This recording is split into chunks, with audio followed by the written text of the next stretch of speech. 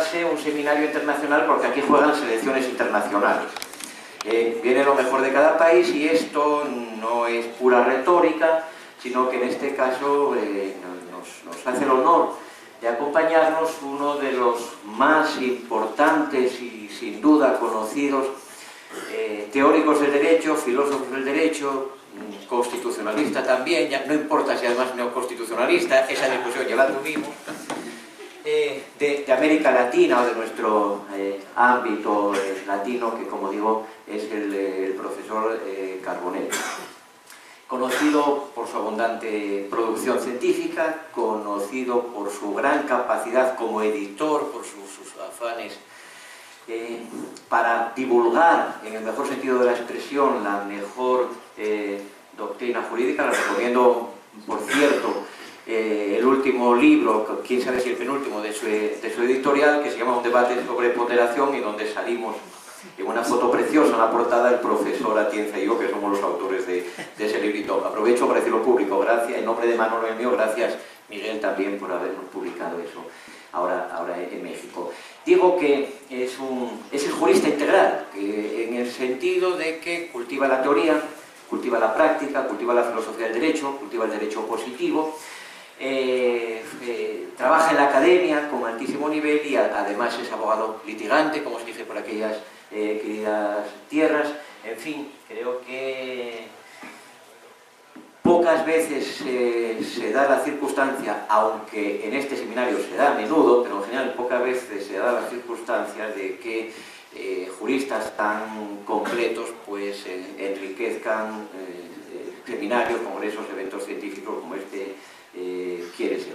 Gracias, Miguel. Espero que tu visita, que es la primera y que te agradezco porque tú fuiste asaltado más tardíamente que otros ponentes y aceptaste con enorme generosidad acompañarnos. Espero que esta, tu primera visita, no sea la última. Confío en que no sea la última y que nos sigas acompañando aquí. Bueno, muy buenas tardes a todas y a todos. Para mí es un verdadero gusto, es un privilegio estar aquí en la Universidad de León en esta tarde y sobre todo estar junto a una persona a la que desde hace muchísimos años leo, una persona a la que admiro intelectual y humanamente, como lo es Juan Antonio García Amado, que también es importante decir que hay que rebajar las expectativas de su presentación. Cuando escuchaba que Juan Antonio decía cultiva, cultiva, cultiva, tómenlo en sentido el más literal posible. Yo soy un campesino del derecho. Estoy pegado a tierra, estoy en el ejercicio práctico. Luego también tengo algunos afanes, digamos, teóricos, pero campesino en el cultiva, está muy bien. Me gustó muchísimo el término. Yo creo que soy una especie de hacedor de pies a tierra del quehacer de los abogados en la práctica, intentando enriquecer la práctica con la buena teoría, porque en esto, como ya lo dije ayer y lo quiero repetir ya que hoy tenemos una buena parte del público distinto, en esto sigo la gran enseñanza de este otro gran maestro que está aquí presente, que es Manuel Atienza, que dice que no hay nada más práctico que la buena teoría, y tiene absoluta razón.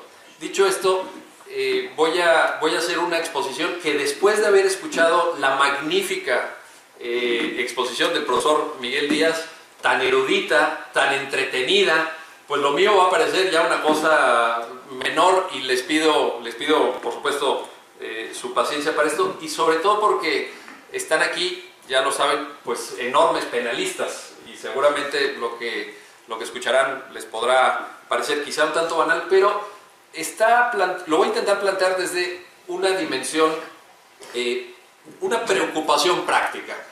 ¿Qué está pasando hoy? Y un poco ya el profesor Miguel Díaz lo apuntaba. ¿Qué está pasando hoy con el legislador penal? Desde luego en América Latina, pero probablemente también en Europa y desde luego en España. Me parece que es y Juan Antonio García Amado decía, bueno, si ya siempre el legislador penal en España ha estado bastante limitado, estas últimas legislaturas ha estado limitado por razones incluso de infradesarrollo neuronal o como le queramos llamar. Pero multipliquen por 10 esto en América Latina. Multipliquen por 10. Y a todas las quejas que escuché de la falta de relevancia de la dogmática penal o de las críticas que se pueden hacer a la dogmática penal, multiplíquenlo por 40 en el caso de América Latina, que en su momento tuvo un buen desarrollo penal, que hubo una gran escuela, por ejemplo, en Argentina, etcétera, pero que yo creo que se ha quedado enormemente atrás. Y si quitamos Argentina, la verdad es que queda muy poco. Si hoy me dijeran, bueno, ¿cuál es el gran penalista de Centroamérica? El gran penalista de Paraguay, el gran penalista de, en fin, no sé, aquí el profesor Lozón, que es el gran especialista, a lo mejor tendrá alguna respuesta. Yo no la tengo. No sé si hay alguna obra de referencia en el debate penal contemporáneo publicada en Paraguay o publicada en Centroamérica o incluso en México. Yo creo que el discurso penal en México está enormemente empobrecido y sin embargo tenemos que resolver problemas prácticos, con o sin dogmáticas. Leyendo a Luzón o leyendo a Mirpuch o leyendo a Jim Bernat o a quien podamos leer, pero tenemos que resolver problemas prácticos. Y yo quiero plantear en esa lógica dos problemas que me parece que podríamos intentar ofrecer algunos ejemplos y alguna reflexión para abrir una discusión. No vengo a plantear tesis que estén ya perfectamente dibujadas o algún conocimiento que esté perfectamente establecido, sino quizá abrir una discusión que yo mismo plantearé a través de preguntas. Los dos temas son proporcionalidad y taxatividad. Entendiendo proporcionalidad, ya que está aquí Atienza y que Juan Antonio ha citado el libro del debate sobre la ponderación, no en el sentido alexiano del principio de proporcionalidad como límite de los límites legislativos a los derechos fundamentales, sino proporcionalidad a partir de una idea que estaba ya en el Tratado de Beccaria y que aparece nuevamente en Derecho y Razón de Ferrajoli respecto al nexo que debe existir entre delito, pena y bien jurídico tutelado. ¿Qué tipo de nexo, qué tipo de relación tiene que haber entre estos tres elementos? La cita de Derecho y Razón de Ferrajoli, en donde expresa esta idea, es la que tienen ustedes a la vista. Y aquí destacaría dos cosas que son las que están más o menos subrayadas o que aparecen en letras rojas en la lámina. Digamos, este es el párrafo donde Ferrajoli en Derecho y Razón explica que si el delito no es algo natural, más bien la concepción jurídica del delito no es algo natural, tiene que haber una adecuación, digamos, entre pena y delito. Y luego, la segunda idea que está importante en este párrafo es que hay que exigir que la elección de la calidad, ojo, de calidad y la cantidad de una, es decir, de la sanción al ilícito penal, se realice por el legislador y por el juez en relación con la naturaleza y la gravedad del otro, es decir, del delito. ¿Qué tipo de relación, en la visión de Ferrajoli, artificial hay entre delito, pena y bien jurídico tutelado? Y obviamente entre los ilustrísimos penalistas que están aquí tendrán muchísimas formas y muchísimas teorías y muchísimos argumentos para discutir en un sentido o en otro, pero a mí me parece que la mejor forma de explicar esto es a través de un ejemplo. Un ejemplo que y está dividido el auditorio, la mitad entre profesores españoles y la mitad entre latinoamericanos. A los españoles este ejemplo les sonará conocidísimo. Yo creo recordar incluso que llegó al Tribunal Constitucional en su momento, pero pudiera ser ilustrativo para los colegas de América Latina. El artículo 383 del Código Penal de España establece esta descripción típica para quien se niegue o para quien pretenda negarse a los controles de alcoholemia, un tema que también ha sido abundantemente estudiado por los penalistas españoles. Y aquí lo que quiero es que se fijen el monto, digamos, la cantidad de la pena. Dice, quien se niegue, quien sea requerido por un agente y se negare a someterse a las pruebas legalmente establecidas para la comprobación de las tasas de alcoholemia, será castigado con penas de prisión de 6 meses a 1 año y, es decir, no es una pena alternativa, sino que mínimo, si te niegas, vas forzosamente 6 meses, por lo menos. Y no hay ninguna otra posibilidad de alguna pena alternativa, etc. Por negarte. Sin embargo, el 379 del Código Penal establece el tipo penal no para quien se niega al control de alcoholemia o de sustancias psicotrópicas, sino para quien conduce bajo la influencia. En estos términos que están bien, esto está literalmente copiado. Es el párrafo segundo del 379. Hay un párrafo primero que es el que establece la penalidad, porque la penalidad va en relación, seguramente se acuerdan muy bien ustedes, a quien conduce con exceso de velocidad. Quien conduce con exceso, tal pena. Pero quien conduce bajo efectos del alcohol o alguna otra sustancia psicotrópica, droga, la misma pena. Aquí no viene la pena, viene la descripción típica, pero es esta. Aquí es quien ya conduce, efectivamente, quien ya está comprobado, acreditado, que efectivamente estaba bajo el influjo del alcohol. La pena, que es la del párrafo primero del 379. En la lámina anterior era el párrafo segundo. La pena, de 3 a 6 meses, o multa de 6 a 12 meses, o trabajos en beneficio de la comunidad de 31 a 90 días. Y luego privación del derecho a conducir, etcétera, etcétera. Y la pregunta aquí es, ¿cuál es la relación entre estas dos cosas? ¿Cuál es el bien jurídico? Este diferente monto, esta cantidad distinta de penalidad, ¿guarda alguna racionalidad? ¿Es esto proporcional o no es proporcional? A lo primero, en el primer caso, no sabíamos si iban conduciendo en estado bajo la influencia del alcohol, digámoslo así, o bajo la influencia de drogas. Lo único que sabemos es que se negaron. Y entonces, la pena mínima era de 6 meses. Y no podíamos cambiar con nada. Aquí ya sabemos, esto obviamente ya parte del hecho que ya le practicaron el análisis y dio positivo. Iba conduciendo bajo efectos del alcohol o de las drogas de 3 a 6 meses. Es decir, la pena máxima aquí de privación de la libertad es la mínima para quien se niega. ¿Cómo se explica esto? No estoy diciendo que no sea proporcional, porque como ya lo dije al inicio, lo que quiero es abrir la discusión. Lo único que digo es que habrá que explicarlo, que habrá que justificarlo, en definitiva que habrá que argumentarlo. Y argumentarlo en función del bien jurídico tutelar. Se me ocurre, en fin, ya los penalistas lo explicarán seguramente mejor, pero me parece que tenemos que argumentarlo a partir del bien jurídico tutelado. Este es un ejemplo. Yo este ejemplo, confieso, lo uso en mis clases de argumentación jurídica, que como ya dije ayer, también, igual que el profesor Miguel Díaz lo dijo, yo también doy clases, no de derecho penal, sino de argumentación jurídica con casos prácticos. Y este es uno de los casos prácticos, aunque sea de legislación española, que les pongo a los alumnos en México y les pido a los alumnos que se tomen un tiempo para leerlo, para estudiarlo. Lo debaten en grupo, lo debaten en pequeños grupos de entre 5 y 7 alumnos, porque creo que es el tamaño de los grupos que funciona bien, y luego les digo que pasen al frente y den su punto de vista sobre si respeta o no el principio de proporcionalidad. Y este es uno de los casos en que creo que puede ser considerado proporcional. Creo que hay buenas razones por las cuales podría pasar un criterio de proporcionalidad, pero lo importante en términos de la construcción del discurso penal es que hay que justificarlo. No podemos darlo por hecho. Sé que entre los grandes teóricos, aquí hay bastantes, del derecho penal, siempre está esta diferencia entre dogmática y política. Y la política es, bueno, cuando diseñan las leyes, luego los diputados hacen o no hacen, y nosotros ahí, los dogmáticos, no entramos. En América Latina esta asepsia no es muy recomendable, y de hecho no la usamos.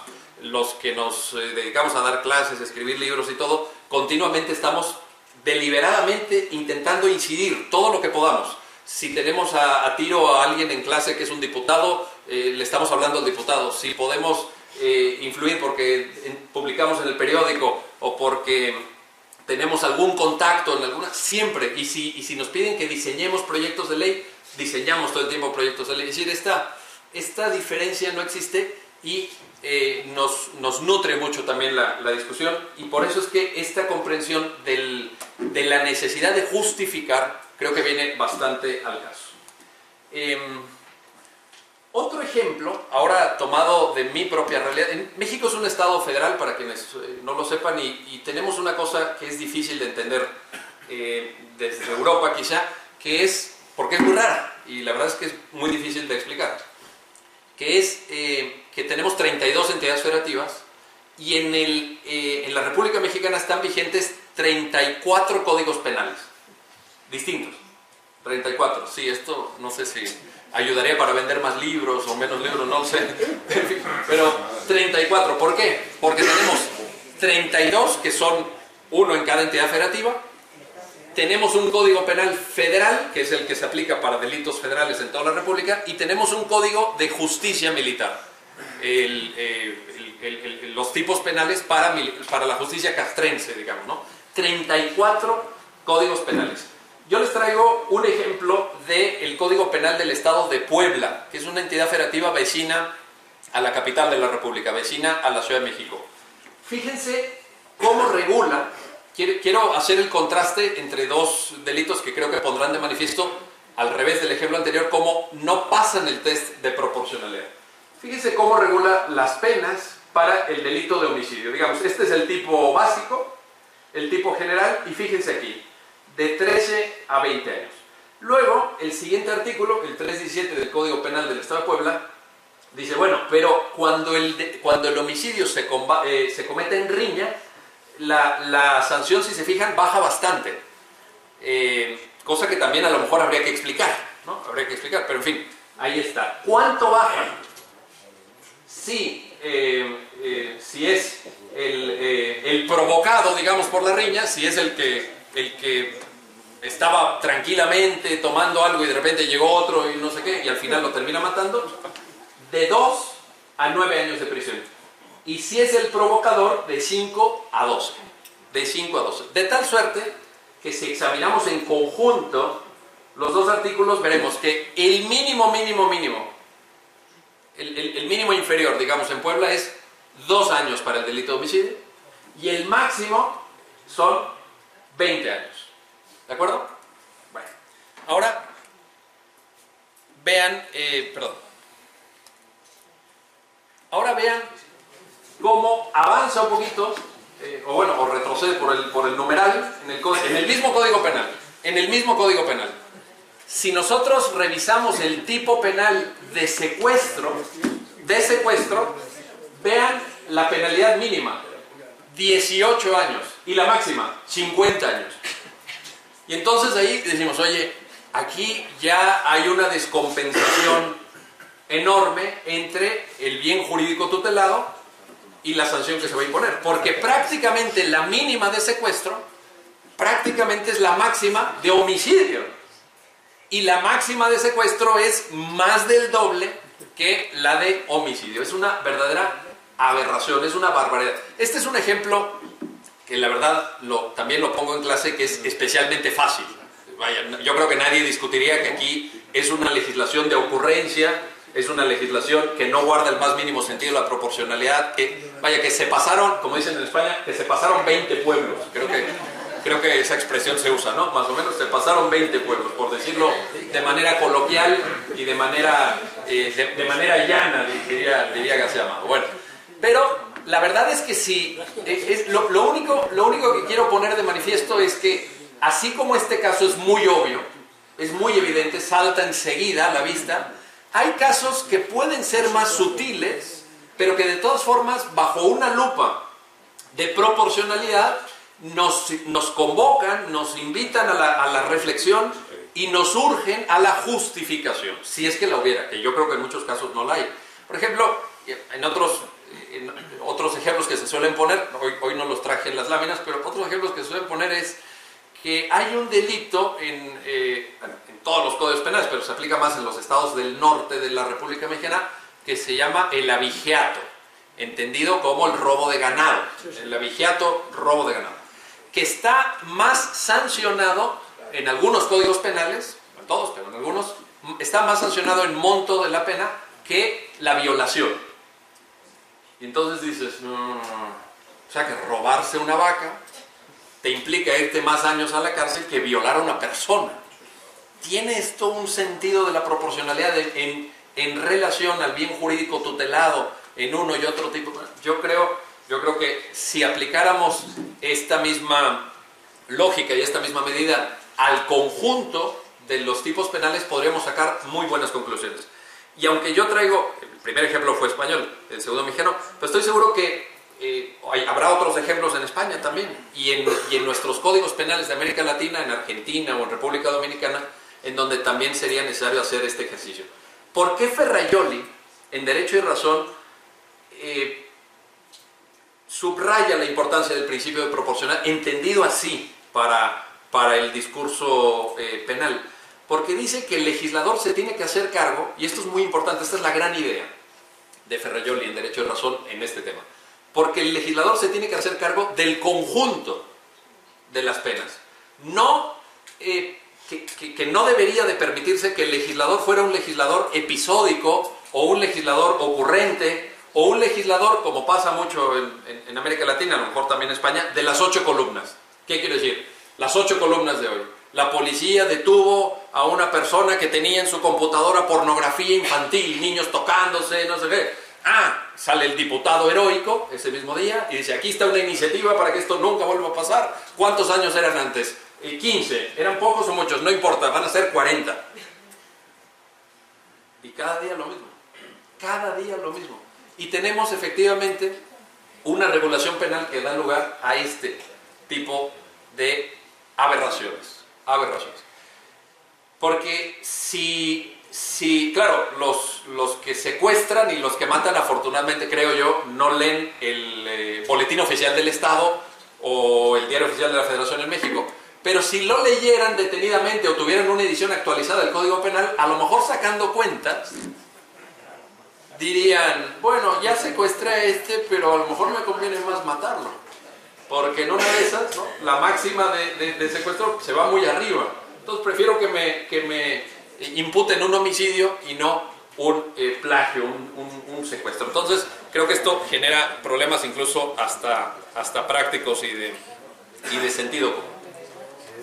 La segunda idea que quiero proponerles esta tarde está también tomada de Ferrajoli y tomada de esa monumental obra que se llama Derecho y Razón, que entre paréntesis aprovecho para decir que me parece que es uno de esos libros que han sido más citados que leídos. Me parece que todavía hay mucho por descubrir de Derecho y Razón. Es un libro de una enorme riqueza que ya cumplió, el próximo año cumple 30 de la publicación en italiano, en el 89, y la traducción que hizo la editorial Trota aquí en España es del 1995, que ya tiene un largo recorrido, pero que yo creo que Derecho y Razón sigue siendo un libro plagado de sugerencias, plagado de ideas, plagado de un modelo, lo digo desde afuera de la doctrina penal, aquí si me equivoco después me estiran las orejas, pero plagado de lo que yo creo que es una buena práctica de discurso penal.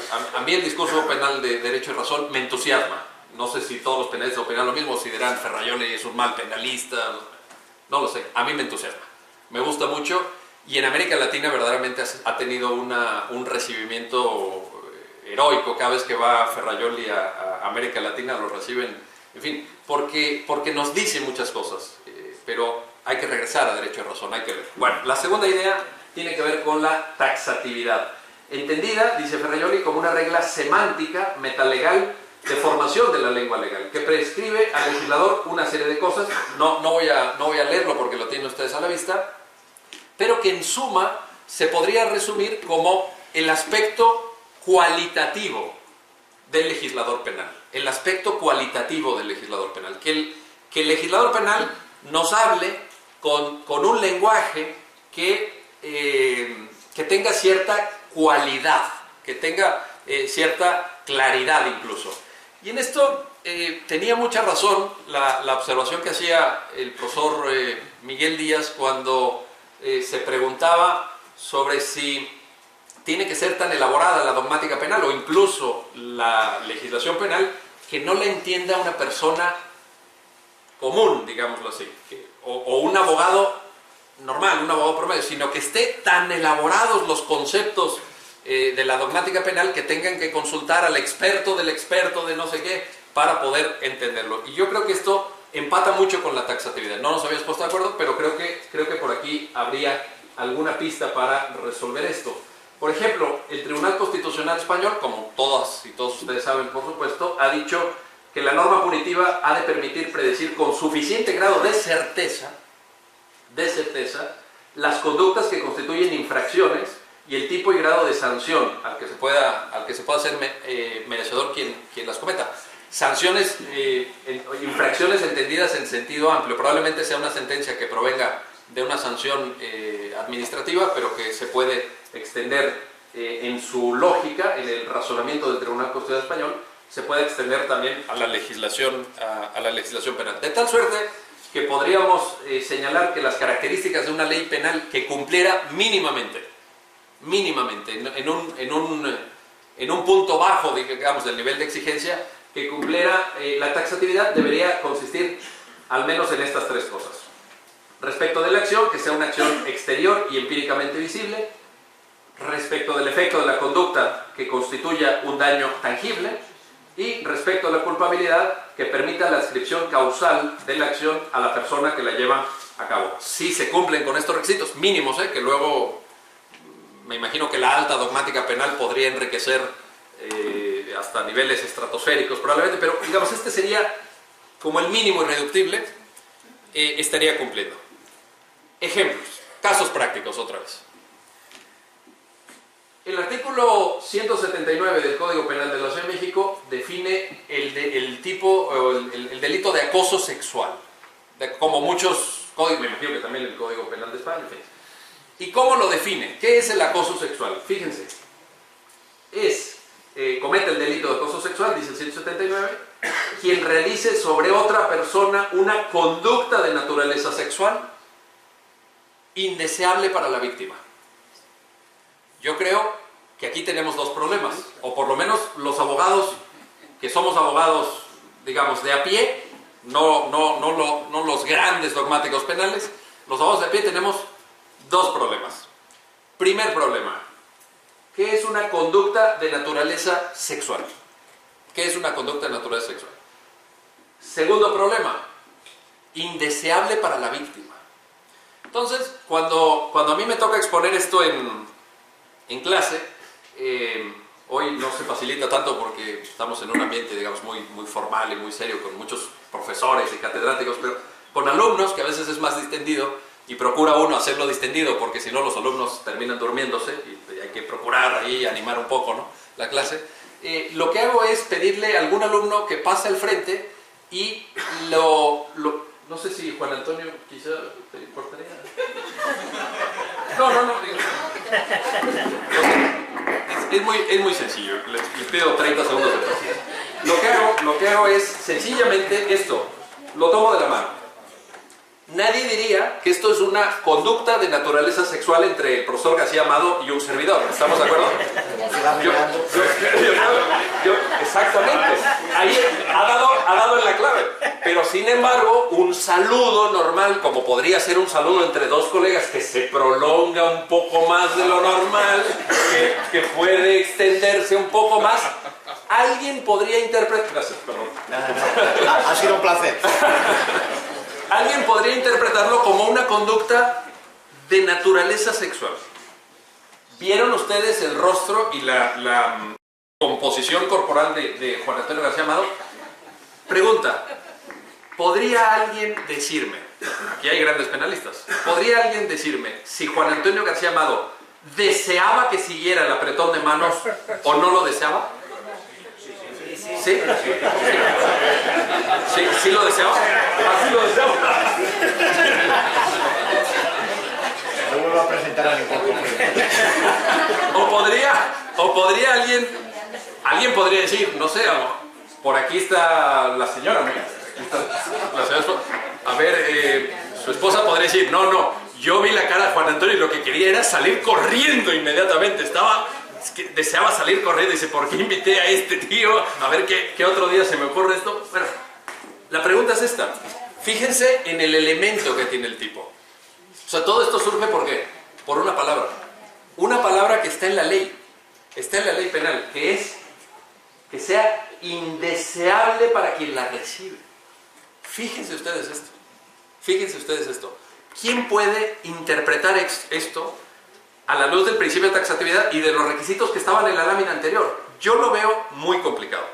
Lo cual no quiere decir, y me adelanto, porque si no lo hago, probablemente las preguntas me acribillen, me adelanto a decir que esto no significa Es decir, una crítica a la forma de legislar no significa una crítica respecto del propósito que persigue la norma. Es decir, yo creo que hay que hacer visible el acoso contra las mujeres.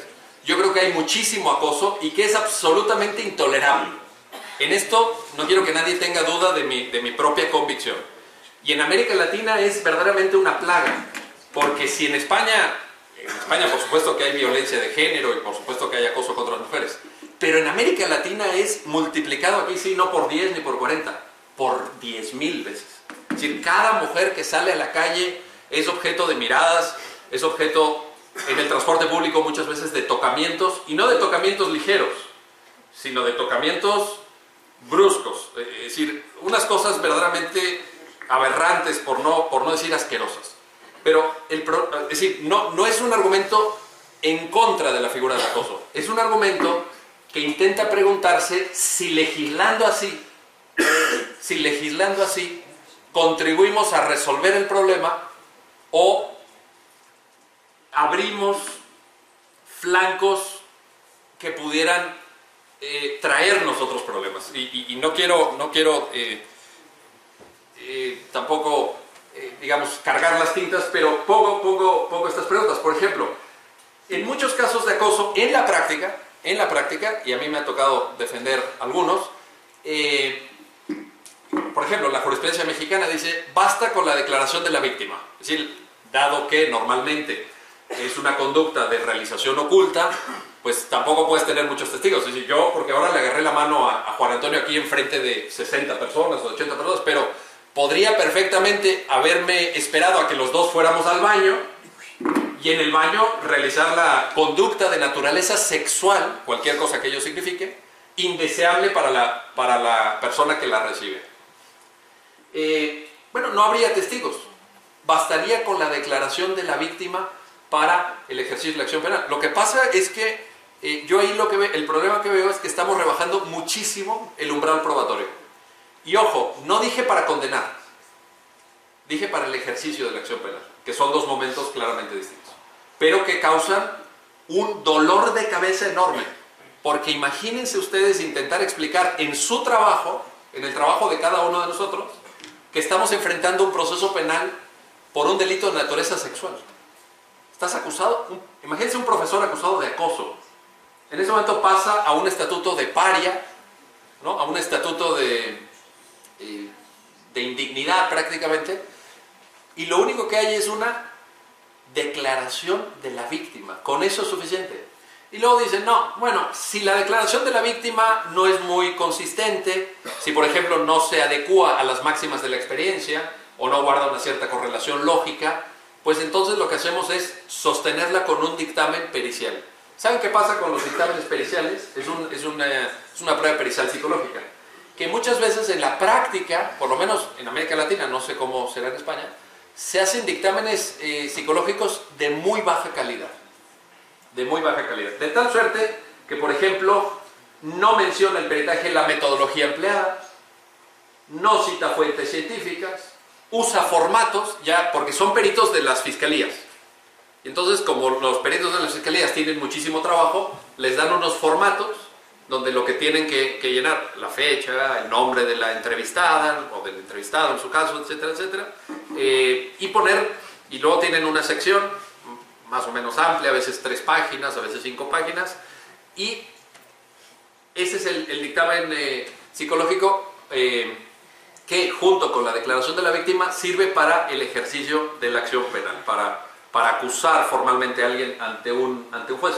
No tenemos, ayer lo mencioné con más detalle, hoy lo apunto de pasada nada más, no tenemos un test d'Aubert, que es el test que fijó la Corte Suprema de Estados Unidos en los años 90, para que los jueces acepten o no que se constituyan los jueces como gatekeepers, dice la Suprema Corte de Estados Unidos, como porteros, no sé cómo, porteros serían, guardianes, perdón, como guardianes de la entrada de la ciencia, del conocimiento científico en el proceso. Por ahí se mencionaba algo que me gustó, no sé si fue en tono, digamos así, un tono de conversación casual, pero me pareció atinadísimo el símil que se hacía en la conferencia anterior entre astrología y astronomía. Me pareció que estaba excelentemente bien planteado, y para eso sirve Daubert.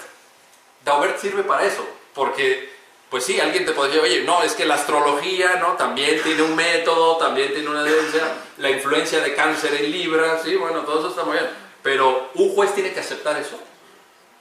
Yo creo que todos estaremos de acuerdo en que no. ¿Con qué fundamento? Daubert.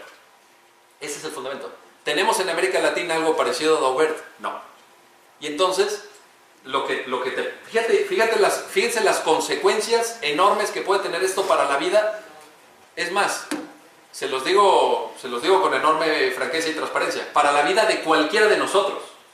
Yo creo que cualquiera de nosotros como profesores ha recibido en algún momento a solas en su oficina, con la puerta abierta o cerrada, no importa, pero ha recibido a solas a un alumno o a una alumna.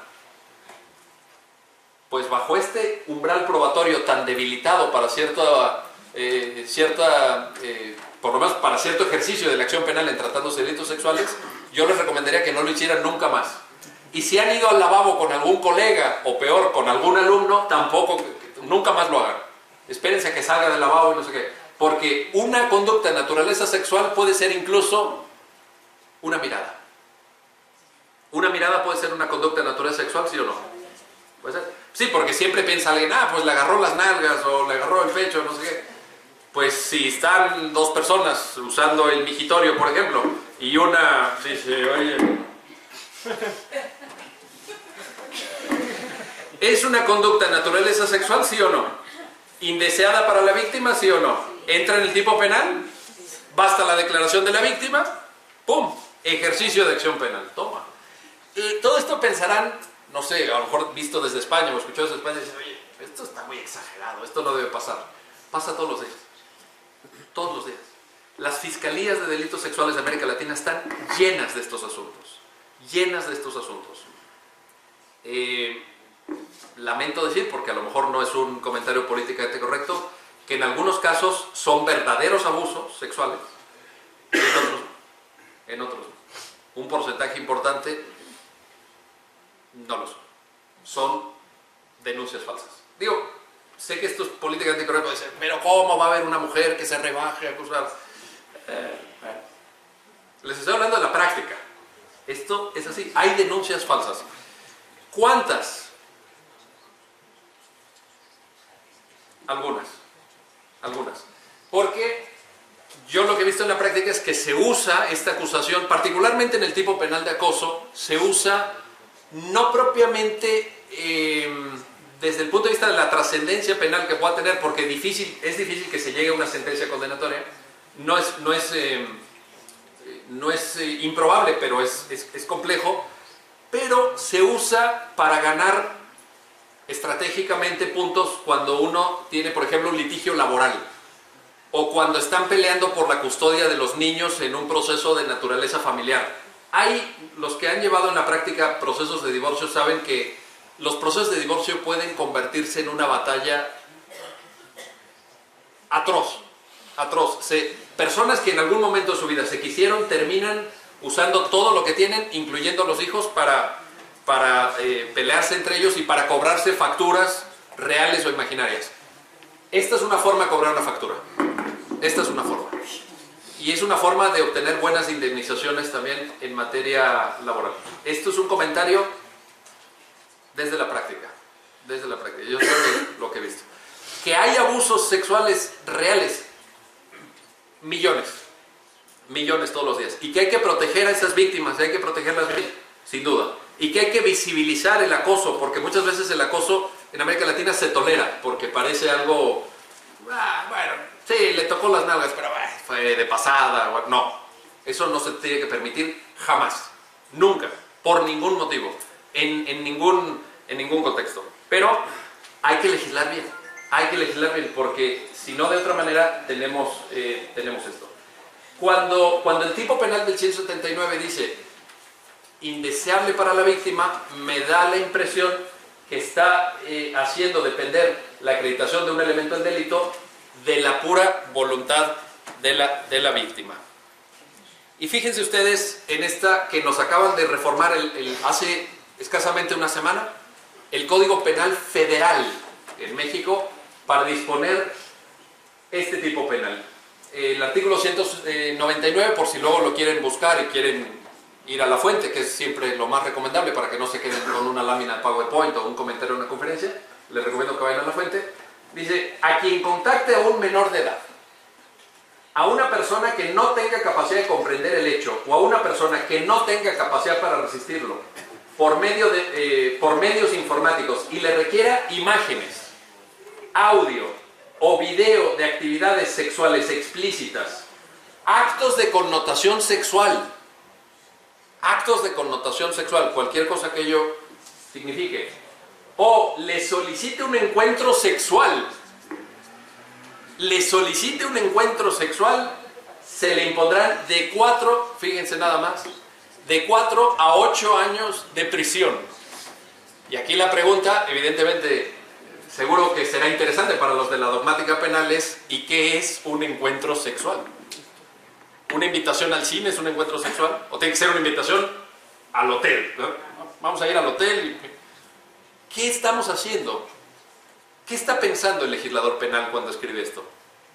¿Qué quiere lograr? ¿Qué quiere hacer?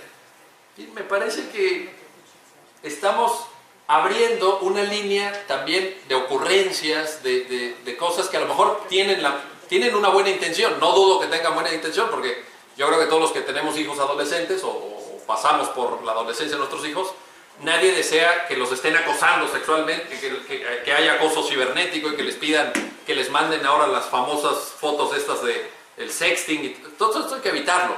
La pregunta es si esta es la mejor forma de legislar desde el punto de vista penal. Les había dicho que había una idea en el Tratado de los Delitos y de las Penas de Beccaria, y es esta, que creo que empata con la reflexión final del profesor Miguel Díaz, justamente. La oscuridad de las leyes penales, dice Beccaria en el tratado, es un mal.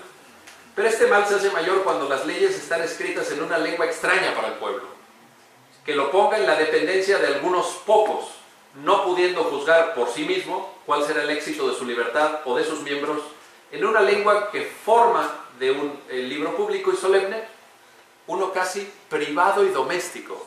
El libro público y doméstico, el libro público y solemne, perdón, es naturalmente o la Constitución o el Código Penal. Ya estaba en Beccaria esta idea. Y la última, y con esto termino por si hubiera oportunidad, si el presidente de la mesa lo permite, esta idea de Víctor Ferrers, que escribió un magnífico libro publicado por Thompson Aranzadi, si mal no recuerdo, en el 2003, sobre taxatividad, y que en una parte del libro dice, la taxatividad no se refiere a la cantidad de libertad, sino a su calidad. Garantiza que la libertad individual se puede desplegar dentro de fronteras seguras. Y agrego yo, cerrando la cita de Víctor Ferrers, nada más, pero nada menos. Muchas gracias, profesor.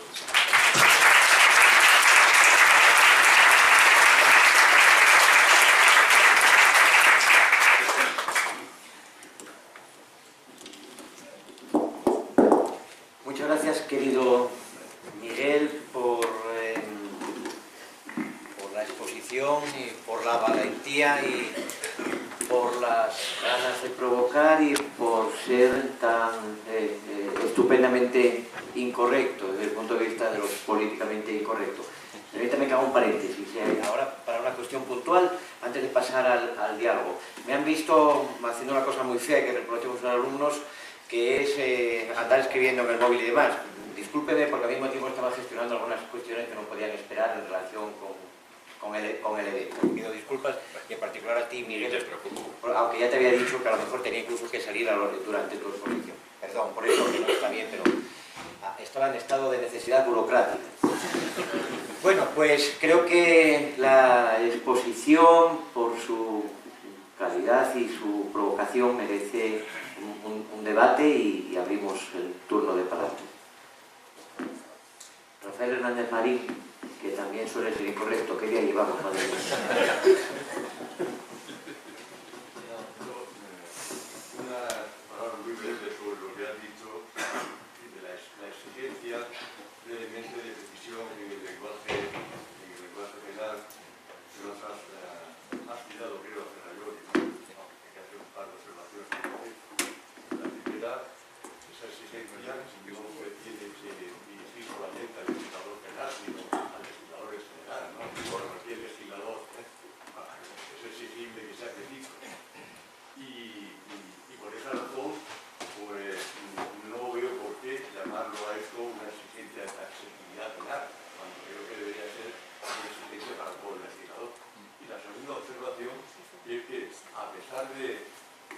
la convivencia, que las leyes en general, y no solamente las leyes penales, sean precisas, la variedad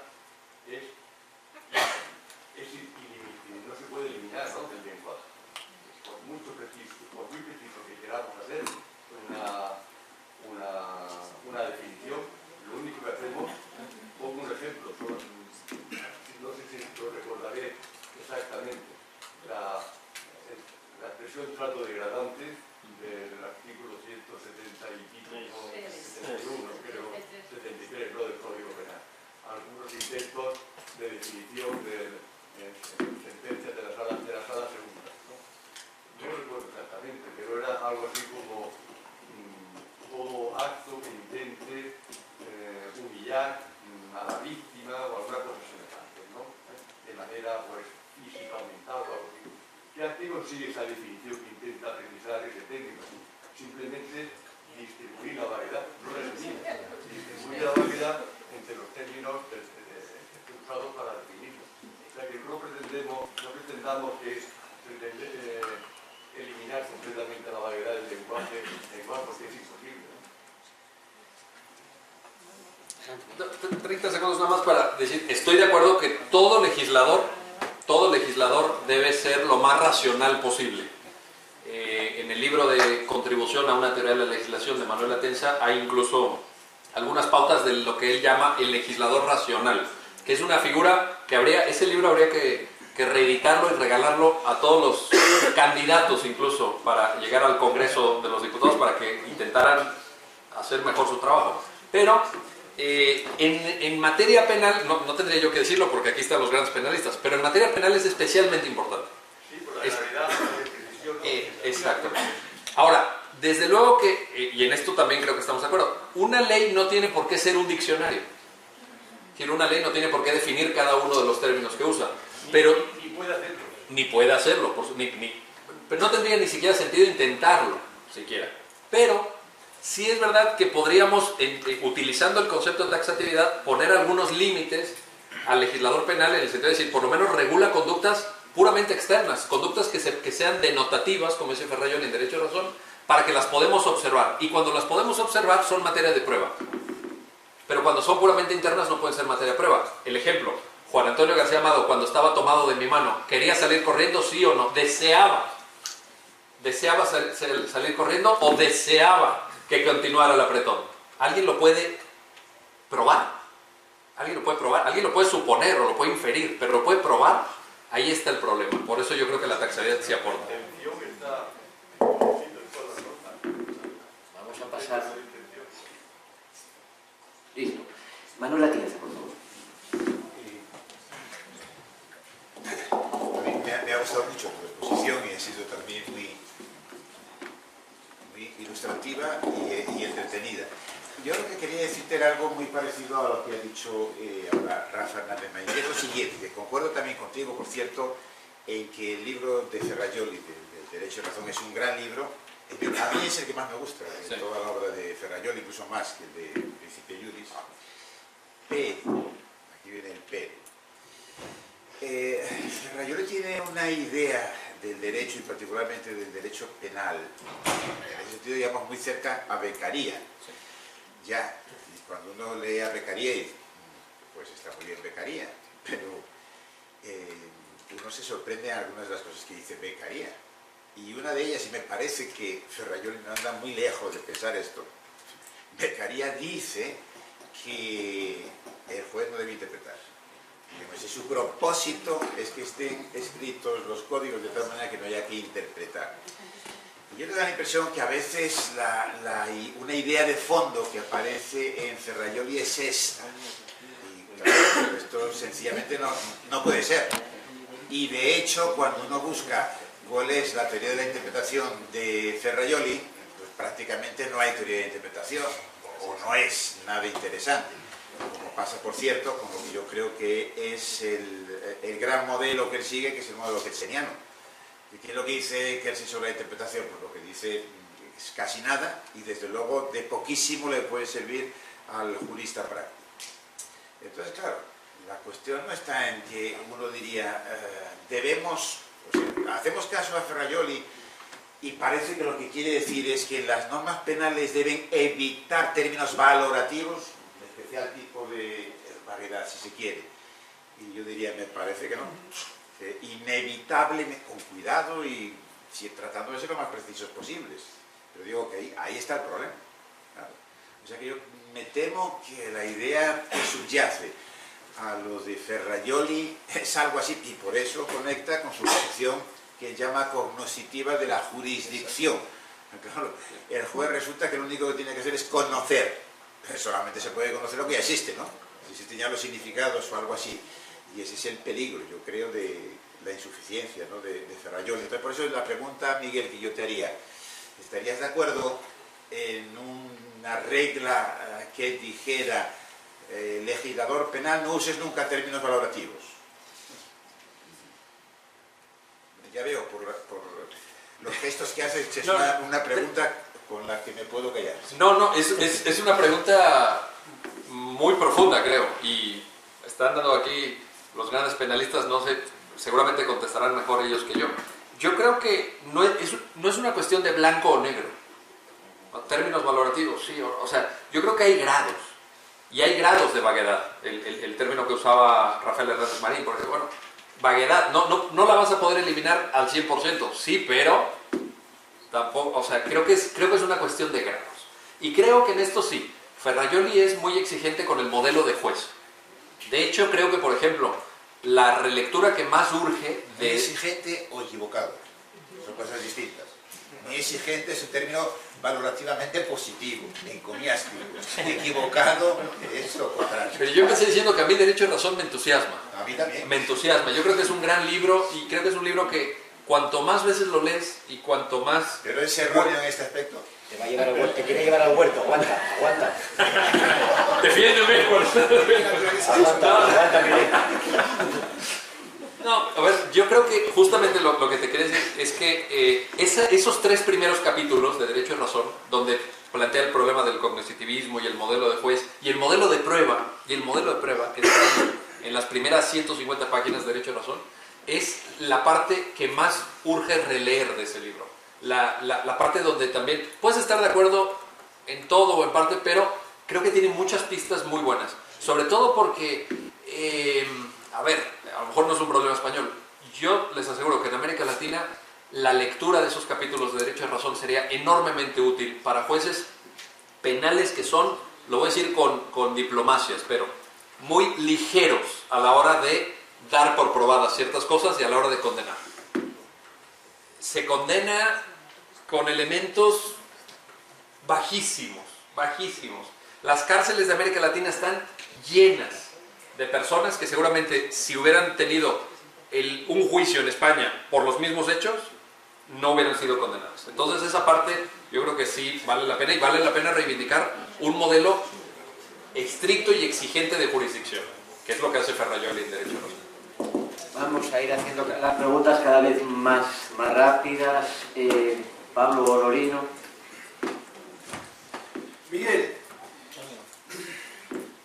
en el campo, bueno, siguiendo un poco con la línea de lo que dije en mi intervención anterior, si aceptamos que estamos en prácticas en las que hay un continuo entre, por ejemplo, las prácticas jurídicas y en cierto punto ciertas prácticas de moralidad política y también de moralidad personal, el problema de los delitos relacionados con la violencia sexual, vamos a hablar directamente, quizás, el delito de violación en particular, no puede estar disociado de la manera en que la moral sexual ha evolucionado en los últimos años, en los últimos 100 años, vamos a suponer, no hablamos de 5, aunque también se podría hablar de periodos más cortos. En esta evolución es innegable que la piedra de toque de la moralidad sexual en nuestras comunidades es la idea de consentimiento. La idea de consentimiento, en otras épocas no lo fue, pero la idea de consentimiento es una piedra de toque de la moralidad sexual y por lo tanto es imposible pensar una legislación que aborde delitos de violencia sexual sin que tenga que apelar a la idea de consentimiento.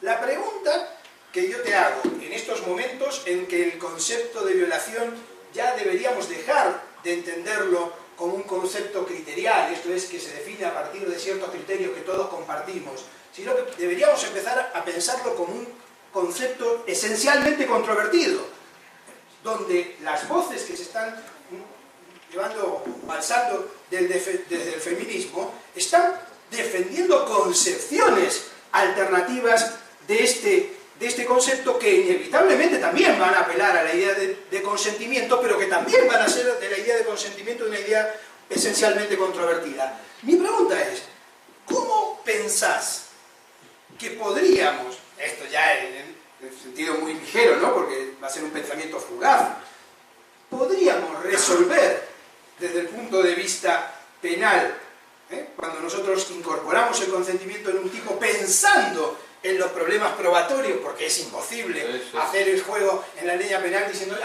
los aspectos probatorios y procesales a mí no me importan, es ciego trabajar de esa manera, pero pensando en el problema probatorio, cuando incorporamos consentimiento en el tipo penal, ¿cuáles podrían ser las instancias que pudiera prever el legislador como para acotar este campo de discrecionalidad sin renunciar al concepto, porque es, creo, irrenunciable? Bueno, esa es una pregunta impresionante. Es una pregunta impresionante porque es en buena medida la piedra de toque hoy del debate, particularmente sobre violación. Yo les digo que mi ejercicio profesional, soy abogado defensor, y justamente una de las primeras defensas en delitos de violación es esa.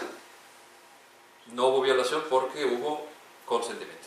En Estados Unidos el tema del consentimiento se ha llevado por el fenómeno de las violaciones en los campus universitarios, que seguramente todos están al tanto, y si no lo están, vean un documental magnífico en Netflix que se llama The Hunting Ground, el campo de cacería, y van a ver lo que es la cultura de la violación en los campos de Estados Unidos. Es una epidemia prácticamente. Pero entonces en Estados Unidos dijeron, bueno, igual, ¿no?, porque identificaron esta cuestión nuclear y dijeron, consentimiento, pero consentimiento para cada momento, digamos, para cada acto. Y ahí es donde yo veo que la cosa se vuelve absolutamente caótica en términos probatorios. ¿Por qué? Porque, digamos, siguiendo el juego. Juan Antonio, ¿te puedo agarrar la mano? Sí. Juan Antonio, ¿te puedo agarrar la espalda? Sí.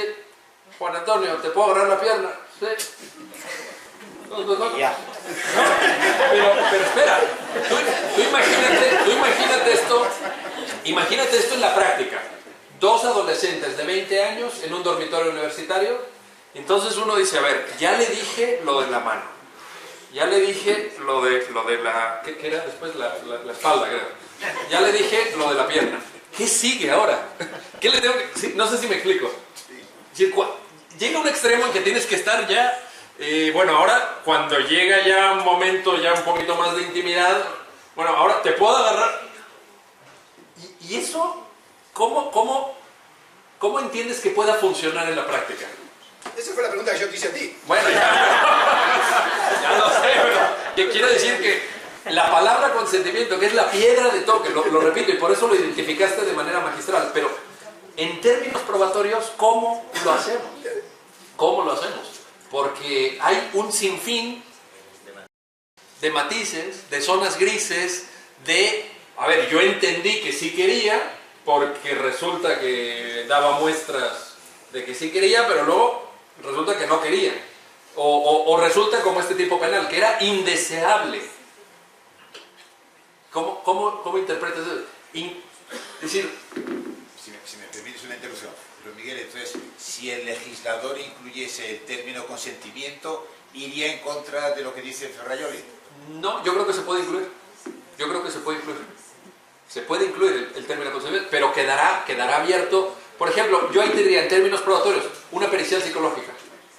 Una pericial psicológica donde no haya violencia física y no puedas identificar, por ejemplo, un desgarro vaginal, un desgarro anal, alguna lesión de sujeción. Digamos, el correlato de tu respuesta probatoria sería incorporar en la definición de consentimiento, se considerará que no hay consentimiento cuando existe un ejercicio de violencia determinada. Yo creo que no salís de aquí vivos si hay un movimiento feminista fuerte en la sala. Yo no dije eso, ¿eh? No, sí quiero salir. No lo dijiste, pero Si es un yo- poco más difícil a mí moderar. Es el correlato semántico de aceptar esto a nivel probatorio. Hay que trabajar con el concepto de consentimiento. Hay que trabajar. Vamos a avanzar. La exigencia de Ferrajoli es que la acción fuera visible, lo que nos has puesto ahí en una lámina. Vamos a avanzar. Luis Greco, por favor. Ahí está.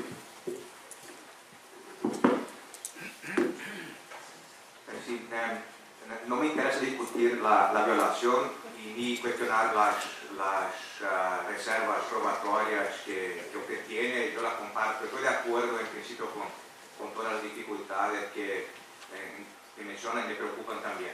Pero mi observación solo tiene que ver con la discusión de ese problema bajo el punto de la taxatividad. Sí. Yo diría que el mandato de determinación de taxatividad no tiene nada que ver con la posibilidad de probarse algo. La cuestión de la prueba, yo diría que tiene que ser entendida como una cuestión completamente diferente de la determinación de un tipo, porque sí, primero, el consentimiento, claro, es algo que está en principio en la cabeza de la víctima, pero esto no es solo el delito de violación así, el delito contra la propiedad es así, los delitos de secuestro es así, y la dogmática también tiene más o menos su solución, que el consentimiento tiene que ser declarado, tiene que ser, la declaración puede ser tácita. Entonces, sí, algún problema de prueba, todo concepto va a poner, y esto no transforma la ley en algo indeterminado. Y esta es mi principal consideración. Podrían hacer otras también, voy a hacer más una. Yo diría también que un gran problema del principio de taxatividad o del mandato de determinación es que es indeterminado. No sabemos cuál es, a partir de qué punto una determinación transforma la ley en una ley verdaderamente determinada e inconstitucional. Y yo diría que en este punto, tal vez, la razón por la cual yo no comparto mucho su entusiasmo por Ferrajoli es que en su obra yo veo muchas repeticiones de cosas que todos ya saben, pero que la ley tiene que ser determinada y todo. Pero trazar la frontera clara, esto ahí no veo ningún contributo. Y creo que ahí habría que trabajar, empezar a formular criterios claros de hasta a partir de qué punto el legislador erró. Y aquí hay muy poquísimos precedentes en la jurisprudencia. En la jurisprudencia alemana hay un caso recién donde se declaró un dispositivo inconstitucional, había muchas revisiones después de revisiones, etc. Pero creo que habría que pensar por estas vías y gracias. Bueno, yo creo que estamos de acuerdo, porque como le contesté al profesor Atienza, yo creo que no, los grados de vaguedad o de indeterminación de una norma no son blanco o negro. No es como apretar un botón de la luz eléctrica donde la luz eléctrica está prendida o está apagada. Habría que ver caso por caso y seguramente habría que generar también u observar precedentes jurisprudenciales en cada sistema jurídico para ver cómo se están trabajando estos temas. Pero el hecho de que haya muchas zonas grises tampoco nos impide identificar que en algunos casos se cumple y en algunos casos se viola. Y luego habrá una zona intermedia que habrá que discutir, por supuesto. Perdón, y aquí una anotación a propósito de ese comentario que me gustó mucho, que quizá va con la mesa anterior, pero el hecho de decir que lo que menciona Ferrajoli es de sobra conocido demuestra, y lo digo de manera muy respetuosa y con afecto, pero demuestra el enorme alejamiento entre dogmática penal y realidad jurídica. Porque yo creo que decir que Ferrajoli es absolutamente conocido y que todo lo que dicen derecho y razón se conoce, por lo menos en América Latina, incluyendo Brasil, por cierto, yo creo que no es una realidad. Son pocos los que lo han leído, son menos los que lo han entendido y son todavía menos los que lo han aplicado. Va pasando el tiempo, hay en este momento 5 palabras pedidas, que el que los últimos puedan hablar depende de que nos extiendan mucho los anteriores. Como el Pérez Bermejo, por favor.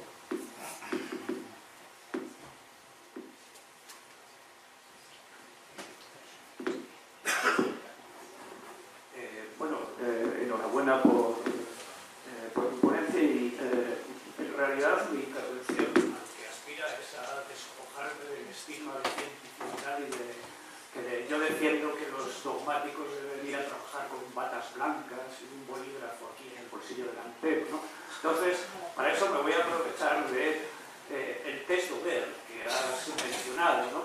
Entonces, bueno, pues simplemente quería puntualizar una cosa sobre él, ¿no? Y es, si pensamos que el test Dober es un conjunto de condiciones necesarias y suficientes de cientificidad, una especie de regla de reconocimiento, de criterio de demarcación claro de lo científico frente a lo no científico, pues podemos despedirnos de ello, porque en realidad no es así. Ha superado otro criterio aún peor, que era el criterio Frey, que es decir, sí, ciencia es lo que nos digan los científicos, pero en realidad el test Dober, pues por citar el Evangelio, pues por un lado no filtra un mosquito y por otro se traga un camello, ¿no? Es decir, por un lado no filtra un mosquito porque vendría a decir que los exámenes dactiloscópicos no son científicos porque no nos mencionan márgenes de error precisos, ¿no? Y sin embargo los criterios dactiloscópicos se emplean muchísimo, ¿no? Pero por otro lado pues se tragan camellos, ¿no? Por ejemplo, pues se han creído mucho tiempo pues teorías psicológicas, el test de alienación parental, según el cual el cónyuge siempre trata de manipular al niño en los procesos de divorcio y de predisponerlos contra el otro cónyuge. Una teoría, por suerte, ya desacreditada, ¿no? Bueno, la diferencia entonces entre científico y no científico, bueno, es bastante más difícil, por lo tanto, que el test Dober. Bueno, una pregunta. ¿Dónde queda, de acuerdo con la taxatividad, la tendencia de ciertos legisladores a la formulación lingüística de los tipos penales recurriendo a estados emotivos, como por ejemplo delitos de odio o delitos contra los sentimientos religiosos?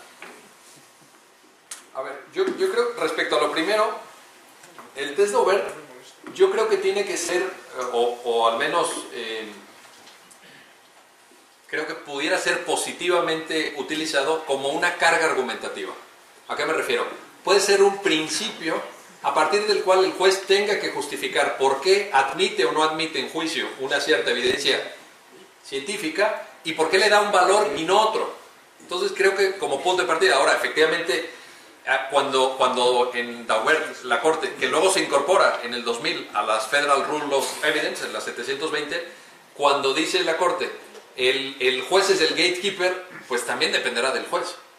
También dependerá del juez. O sea, quiere decir que yo lo tomaría como un punto de partida, no como un punto de llegada. Respecto a lo segundo, por ejemplo, en delitos, se mencionaba ayer, creo, en la mañana, Carmen Vázquez habló sobre feminicidio.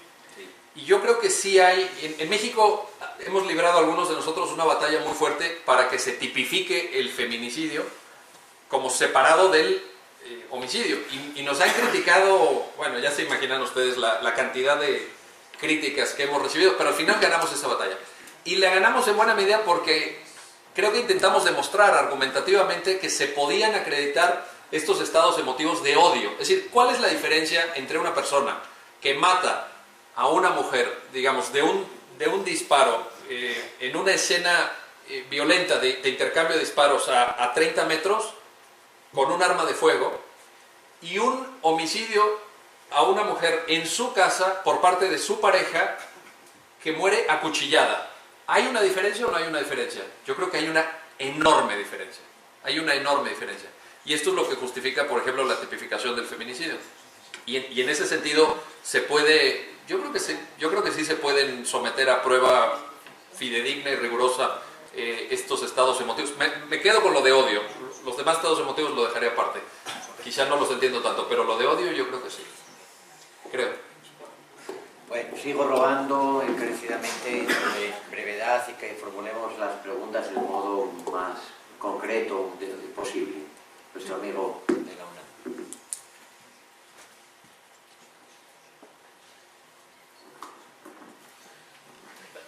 Gracias. Muchas felicidades por la conferencia, profesor. La verdad fue muy clara. A mí me gustaría, tengo un par de dudas sobre, de nuevo, el tema de la vaguedad.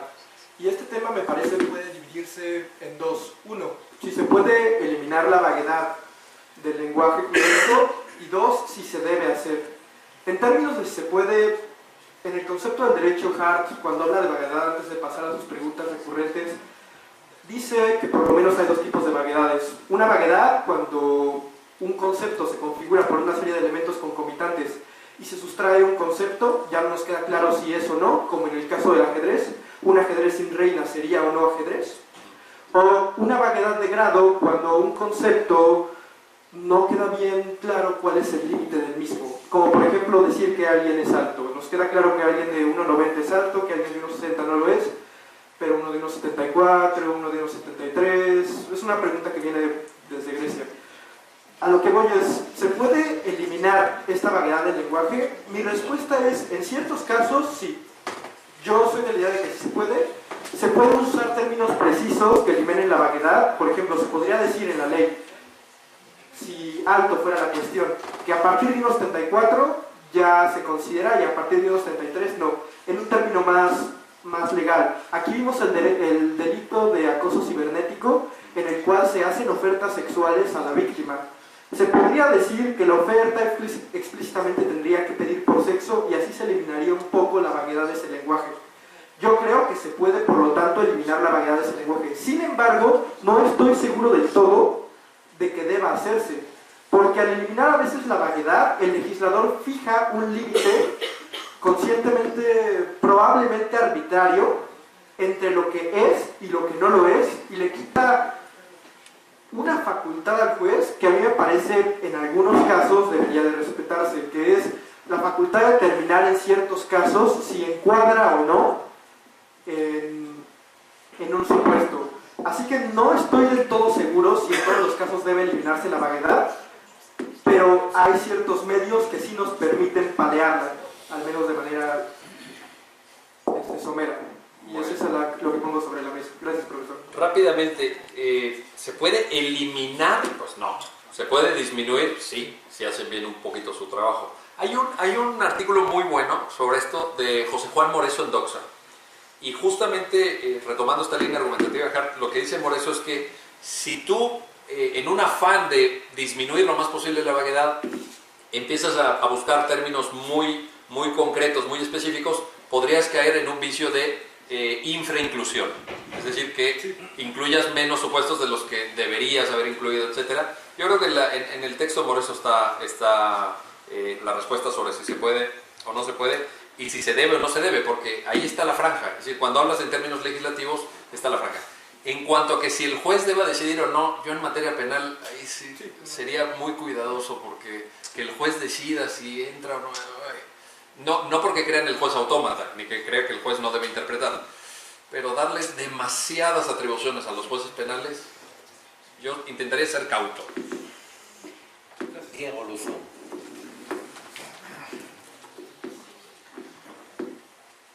Sí. Bueno, querría decir muchas cosas sobre la taxatividad, la vaguedad, pero me temo que no.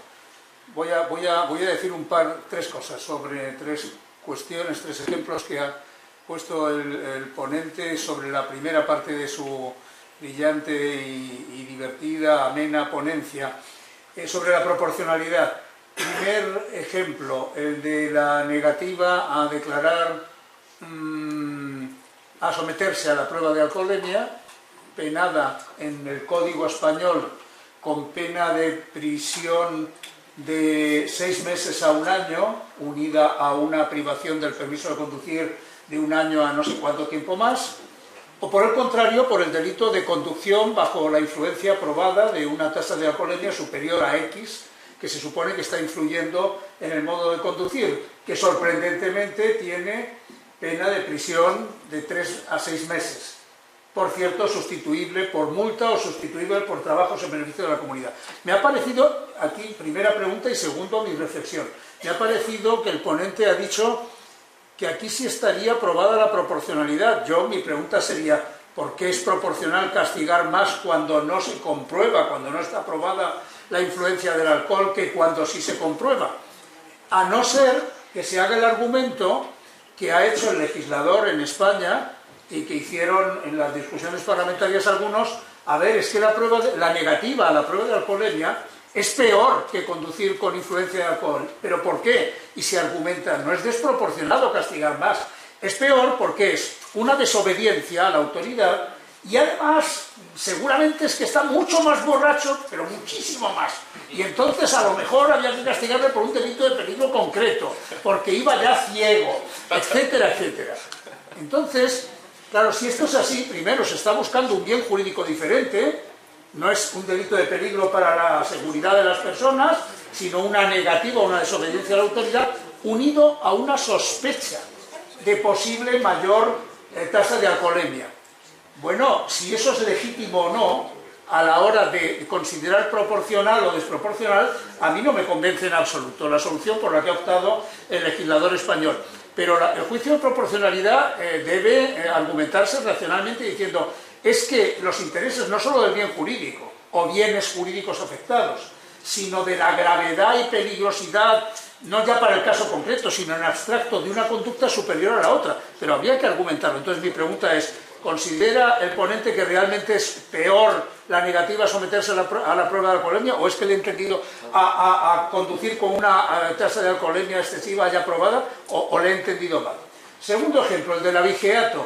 Cuando lo ha mencionado, el abigeato, que es el robo de reses, de ganado, que viene del derecho romano, eran los abigeos, yo me estaba riendo porque les cuento una anécdota personal. En los años finales de los 90 y comienzos de la década de los 2000, quien les habla estuvo en varias ocasiones en Nicaragua colaborando con la Universidad Centroamericana, con la que tengo muchísima relación, mi universidad, yo mismo, en fin. Y de paso, que iba allí a proyectos y a actividades de maestría en la UCA, la Universidad Centroamericana en Managua, la Asamblea Nacional solicitó en varias ocasiones y asesoramiento para un proyecto de Código Penal que finalmente se convirtió en Código Penal nicaragüense en 2008, aunque ha tenido posteriores reformas.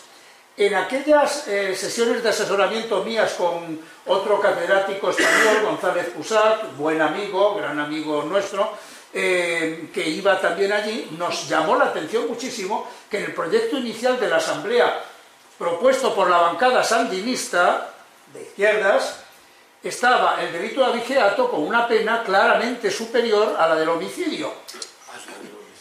Y entonces González Cusack y yo, pero claramente superior, ¿no? Tú has mencionado otra comparación con violación. No, allí era superior. Bueno, pensamos que esto era desproporcionado y absurdo, hasta que una diputada sandinista, por cierto, ganadera, nos dijo, argumentó en la discusión, ustedes, claro, como no viven, no saben lo importante que es el ganado, las reses en Nicaragua. Es que toda la economía nicaragüense depende del ganado. De modo que sustraer una res es mucho peor que matar a un hombre, porque hombres hay muchísimos, son las reses tienen un valor impresionante. De modo que para esa parlamentaria, pero es que hubo una parte enorme de los parlamentarios que la apoyaban y decían, claro, había un juicio de proporcionalidad. Y el tercer supuesto era el de la comparación entre el secuestro y la pena de las diversas formas de homicidio.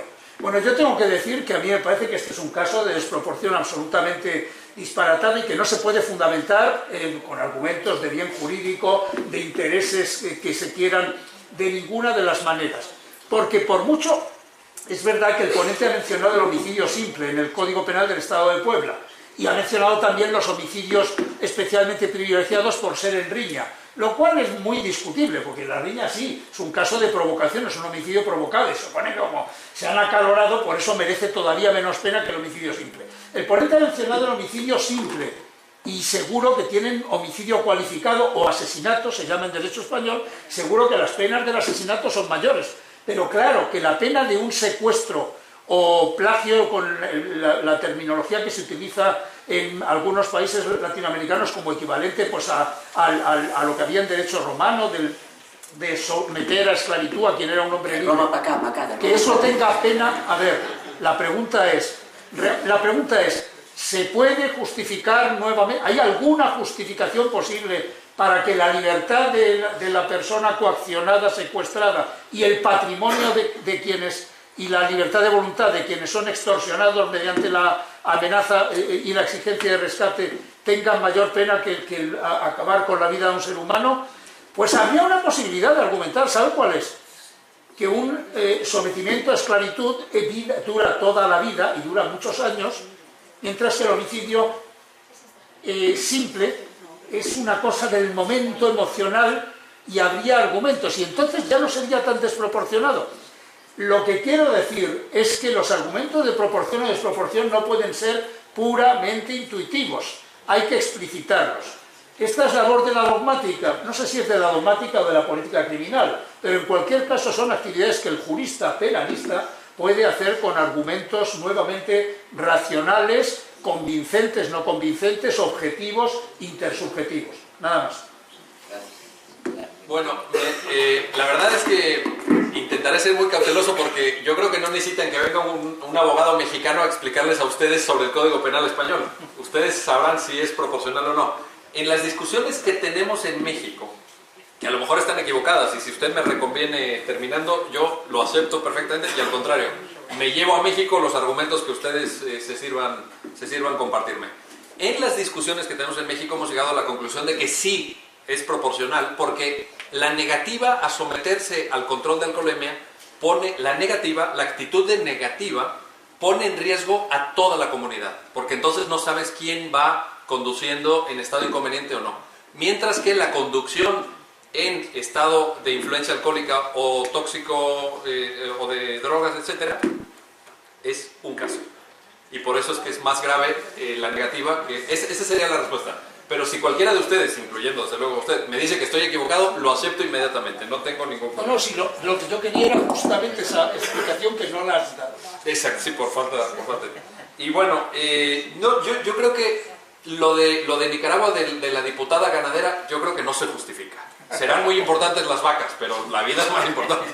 Y por el mismo argumento, el tercer ejemplo tampoco. Yo no encuentro manera de justificar que el bien jurídico libertad esté más, digamos, la violación del bien jurídico libertad esté más penado que el bien jurídico. Yo no lo encuentro, no encuentro manera de justificar, argumentativamente.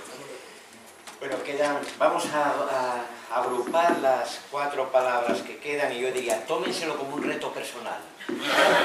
Háganse esta pregunta. ¿Yo puedo formular una pregunta en un minuto? Pues si no pueden, yo le voy a cortar. 3, mejor dicho. Amigo de Luis.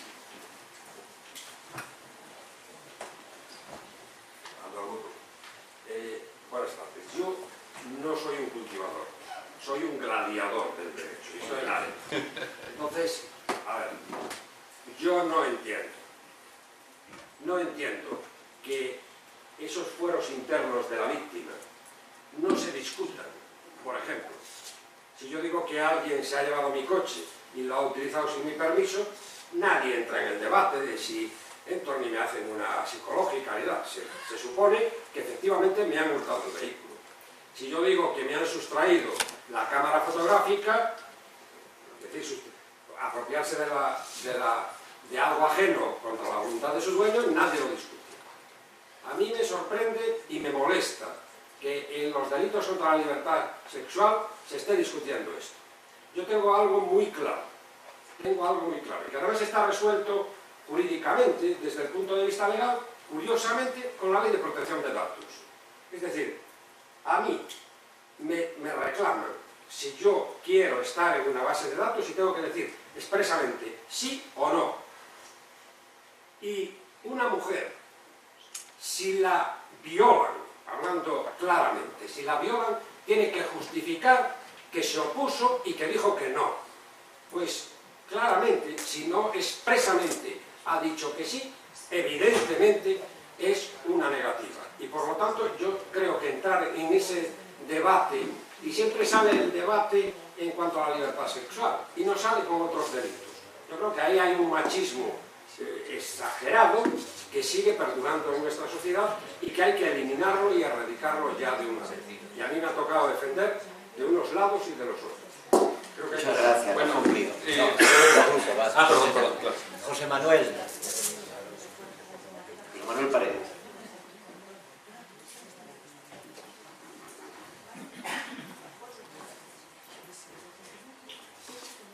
Sí, muy rápidamente. Me parece que la cuestión de la taxatividad. Ya se han dicho varias cosas y mi intervención va en la misma línea, pero quería señalar algo más. Es decir, primero, dudo mucho efectivamente que la taxatividad consista en eliminar, por un lado, la función valorativa y decisión sobre cuestiones valorativas del juez. Creo que ya te es imposible, no mucho. Tampoco creo que consista en eliminar o reducir al mínimo los elementos normativos relativos en las normas penales, porque es imposible también. Y lo que quería añadir, eso ya se ha dicho, es lo siguiente, relacionado con la dogmática. ¿Por qué nos resulta complicado el consentimiento o la deseabilidad, se ha dicho ya varias veces, en materia sexual y no en materia de patrimonio, como decía Luis Greco? Simplemente porque en materia de patrimonio tenemos toda una dogmática, hasta dónde llega el derecho de propiedad, que en principio no plantea especiales problemas globales. Puede plantear un problema particular, pero no globales. En materia sexual, lo acabamos de escuchar, no es el caso. No tenemos una dogmática elaborada y además está todo en cuestión en evolución. A lo que voy es a que taxatividad no es solamente el significado de las palabras de la ley, de las palabras de la ley en buena medida ineliminable, sino las palabras de la ley a la luz de la solidez de la construcción dogmática, solidez en doble sentido, tanto teórico como narrativo, de la construcción dogmática que interpreta esas palabras. Me parece que ahí es el problema. El problema no es tanto que sexual no sea interpretable, sino que tenemos muy diversas opiniones sobre lo que es sexual. Y eso es lo que crea el problema. Muchas gracias. Y última palabra, Marta. Marta Pantalí.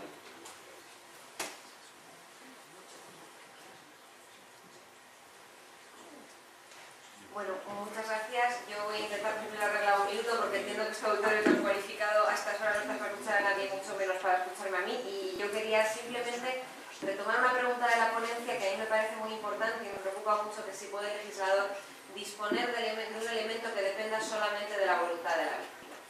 Y vinculándolo con el objeto del seminario, me parece que en este punto una dogmática de orientación valorativa, de orientación teleológico, político-criminal, nos ayuda en el sentido de que interpreta los tipos desde el punto de vista, lo llamemos así o no, de la imputación objetiva. Y en este punto, cuando un intérprete guiado por una dogmática así lee un delito que dice desagradable para la víctima, lee idóneo ex ante e intersubjetivamente para ser desagradable para una víctima. Y si no lo es, el hecho de que para una víctima concreta le parezca súper desagradable pasa por debajo del radar de un derecho de estas características, porque no queremos prevenir eso, porque nos parece una parte del tráfico que no queremos inhibir mediante el derecho penal. Nos parece riesgo permitido. Y me parece que esto vincula mucho con la cuestión del consentimiento. Un consentimiento no exteriorizado o no incorporado al contexto o no deducible es cero, o debería serlo desde esta perspectiva para el derecho penal. Y al revés, una apariencia intersubjetivamente válida de consentimiento exime. Podemos discutir, y el derecho penal lleva a la misma conclusión, otra cosa para otros sectores del ordenamiento, si exime por error de tipo, y no ético imprudente, o exime porque no hay imputación objetiva del comportamiento, pero exime. Y en ese sentido, el legislador o no está disponiendo de términos que dependen exclusivamente de la voluntad de la víctima concreta, o lo está haciendo, pero cuando los interpretamos, la conclusión es que eso no le afecta al autor. Y me parece muy importante y muy relacionado precisamente con esa función de la dogmática para la interpretación del derecho. Muy bien, Miguel, pues en lo que puedas contestar. Rápidamente. Pues no sé si le ha parecido que mi intervención haya sido machista o no. Si lo fue, una disculpa, porque no tenía la más mínima intención. Y efectivamente yo no creo que la víctima tenga que justificar que se resistió, etc. De hecho, Algunos de nosotros criticamos una jurisprudencia de la Suprema Corte Mexicana que refería a eso, que para que se hubiera configurado la violación, la víctima tenía que haber resistido y que la resistencia fuera permanente y que se hubiera exteriorizado, etc. Yo en esto espero no haber dado una imagen equivocada porque nada más lejos de mi intención. Y por tanto no tiene por qué la víctima justificar nada, evidentemente. Segundo, a ver, José Manuel Paredes, ¿no? Yo creo que aquí también de nuevo lo que vemos es una preocupación y una discusión muy legítima en términos de la construcción de la dogmática penal, pero que yo no sé, lo digo sinceramente, lo ignoro, vaya, yo no sé si el legislador se da cuenta de eso. Sí, yo no sé si el legislador está al tanto de todas las posibles clasificaciones de la dogmática, de todos los ejemplos, de todos los conceptos. Yo los legisladores materiales que conozco, quiero decir, las personas de carne y hueso que redactan códigos penales, creo que no lo están, no lo sé. En fin, habría que ver. Lo que quiere decir es que al legislador probablemente no le alcance ni el tiempo ni la inteligencia para hacer todos estos refinamientos dogmáticos que son propios quizá más del ámbito teórico. Y respecto a lo que apuntaba Marta Pantaleón, pues hasta donde he entendido estamos perfectamente de acuerdo. Creo que estamos de acuerdo y creo que desde mi punto de vista, que como ya dije al principio, yo no soy penalista, y aquí hay ilustrísimos penalistas, mi preocupación no es en cuanto a la construcción de la dogmática penal para temas de consentimiento, etcétera, sino de prueba. De prueba. Es decir, en la práctica, ¿cómo lo pruebas? Esa es mi preocupación como abogado de a pie, como campesino del derecho, simplemente. Porque sí, a nivel de dogmática penal puedes hacer grandes ejercicios y grandes no sé qué, pero luego en juicio vas a tener que probarlo. Y eso es donde creo que no está nada sencillo. En todo caso, gracias por permitirme esta tarde impresionante de aprendizaje con todas y todos ustedes. Muchas gracias.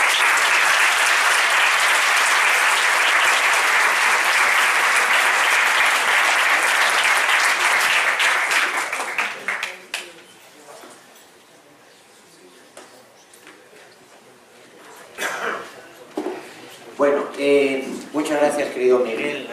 Ha sido interesante, retador y concretamente a mí me has hecho vivir experiencias que no imaginaba. En esta aula, bueno, muchas gracias a todos ustedes por la atención y la paciencia. Siempre, inevitablemente, sección de avisos. La cena, para los que se han inscrito a la cena y también les quiero explicar a todos, y públicamente porque no es oculta, hay también un grupo de invitados que son viejos ponentes, profesores de la casa, etc. Inevitablemente hay clases. Bueno, les decía, por favor, miren, esto es absolutamente curioso y paradójico. Es más difícil organizar una cena del Congreso que organizar todo el resto del Congreso. Y por tanto, luego, puntualidad, es a las 10 menos cuarto. A menos 10 empezamos a comer y el que no llegó, que yo pagué y no comí, pues se siente. Segunda cuestión, es inevitable también decirles, aunque sea prosaico, incorrecto, etcétera, de aquellos que se han inscrito sabiendo que tienen que abonar el importe, porque por desgracia, y créanme que lo lamentamos, no tenemos medios para invitar a todos, les ruego que ahora al salir pues háganlo efectivo con los muchachos que nos ayudan ahí en la puerta ese importe. Y dicho esto, pues de nuevo... ¿Dónde cenamos? Bueno, yo que sé, hagan efectivo el importe y luego busquen. A ver, creí que se sabía, perdón. Cenamos en el Hotel Infantas de León. Está detrás de la catedral, calle González de Lama. Se puede ir andando desde aquí, da tiempo a llegar.